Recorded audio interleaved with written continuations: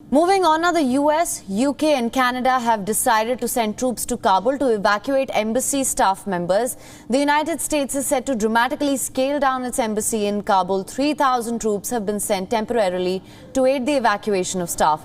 This comes as the Taliban continues to make rapid territorial gains in the region. The United States had hoped that diplomacy would halt the Taliban's advances. However, according to the US intelligence assessments, the terror outfit could isolate Kabul within 30 days and take over in 90 days. This is not abandonment. This is not an evacuation. This is not the wholesale withdrawal. What this is a reduction in the size of our civilian footprint. This is a drawdown of civilian Americans who will, in many cases, be able to perform their important functions elsewhere, whether that's in the United States or elsewhere in the region. So the message shouldn't be, the implications of this shouldn't be outsized. The first movement will consist of 3 infantry battalions that are currently in the Central Command area of responsibility. They will move to Hamid Karzai International Airport in Kabul within the next 24 to 48 hours.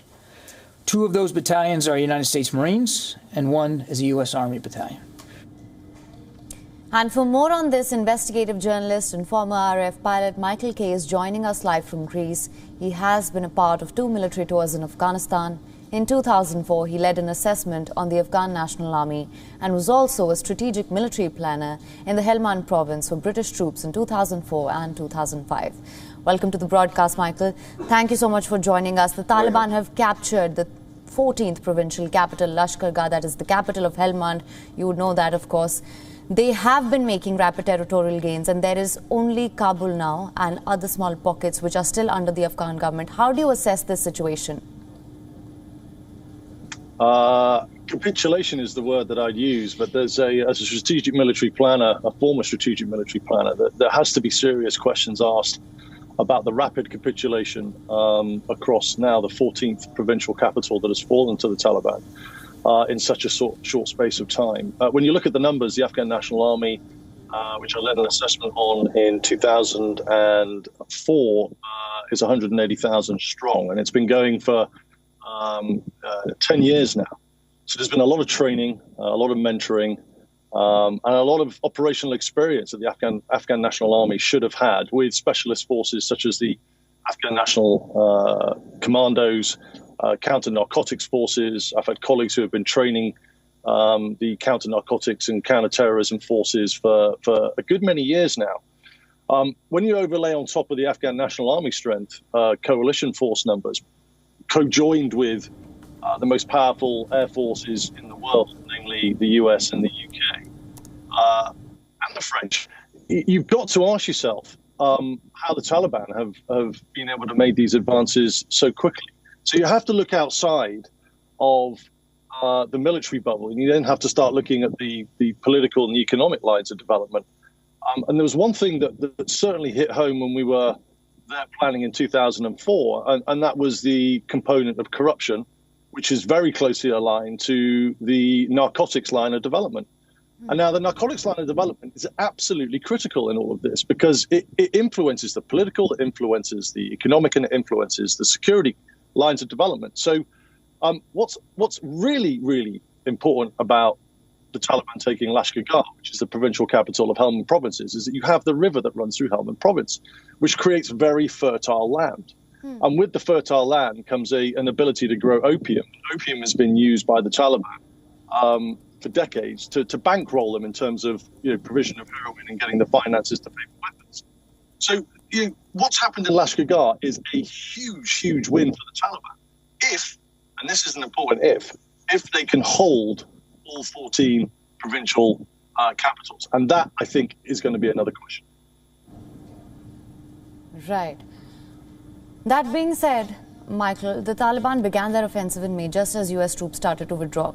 How do you see the situation unfolding? Do you think there's still a chance, like you mentioned, if they can hold the 14 provincial capitals, do you think there's still a chance that the Afghan government will be able to overturn the gains that have been made by the Taliban? What do you think there should be a plan of action in place now? I think the nub of the question is there needs to be some intelligence that looks at the force strength of the Taliban at the moment.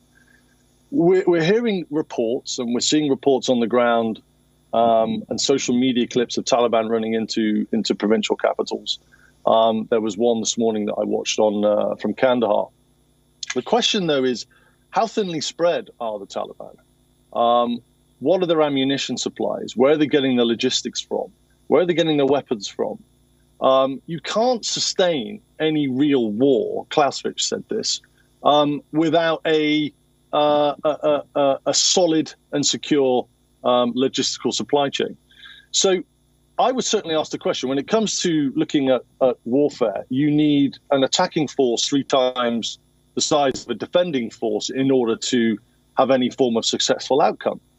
So when you look at the figures, as I mentioned earlier on, 180,000 Afghan National Army, technically, according to centuries of warfare analysis, you would need a fighting force 3 times the size of 180,000. That's just the Afghan National Army, in order to get anywhere near the success that the Taliban are gaining at the moment. So, again, the big question would be from the intelligence side is that how thinly are they spread? Who does the Taliban comprise? And then if we are engaging in political talks, which I think that is the only outcome at the moment, we're certainly not coming from a place of strength. But how is that component of the Taliban, the military side that we see, how is that related to the political arm? Because in the last 48 hours, talks have just ceased in Doha between US, China, Chinese, UK officials with representatives from the Taliban.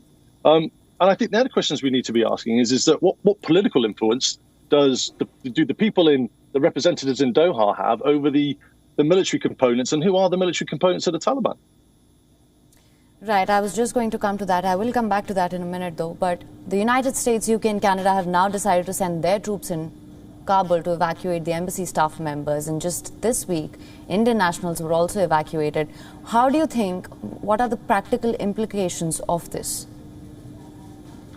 So in military parlance, what we call that is a non-combatant evacuation operation, or a NEO.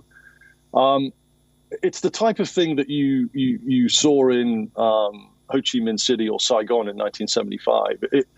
I was part of the Joint Force Headquarters in the UK, and one of our jobs was to ramp up civil contingency plans and joint contingency plans, of which non-combatant evacuations were part of those.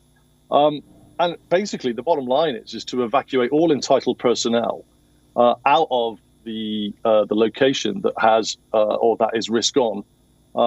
And this is exactly what we're seeing in Kabul at the moment. Now, that's what I see. I see that there is a force protection force of 3,000 troops being sent there to secure the evacuation of those individuals. But there's a lot of talk, Haim, about the security of the airport in Kabul.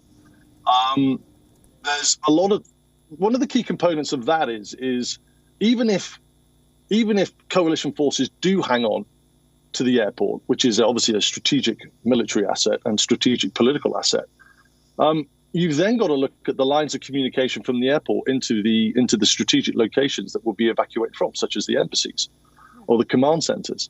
And the Taliban will be all over those lines of communication. I've had colleagues that were in convoys of part of force protection duties that were hit in ambushes, and some of them suffer severely from PTSD now. So it's not just about securing the airport itself. It's about securing the lines of communication that go to those strategic places.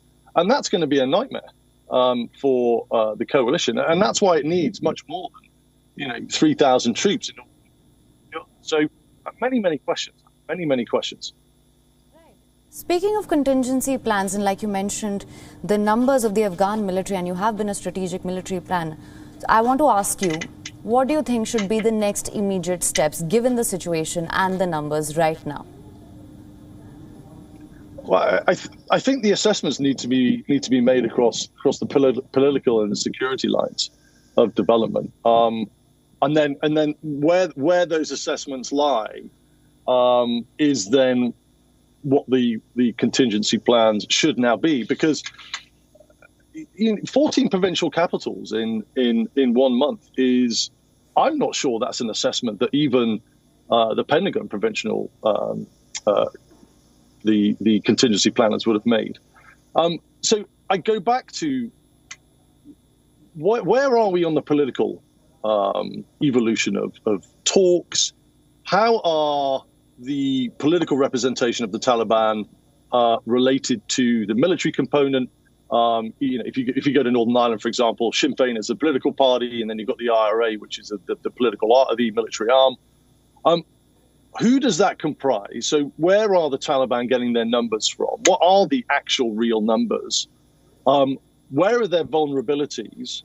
And then basically you just start bolstering security around what the strategic assets are and start identifying where the vulnerabilities are of the Taliban. Because unless you turn this around militarily, you will have very little leverage on the political side to negotiate any form of power sharing agreement.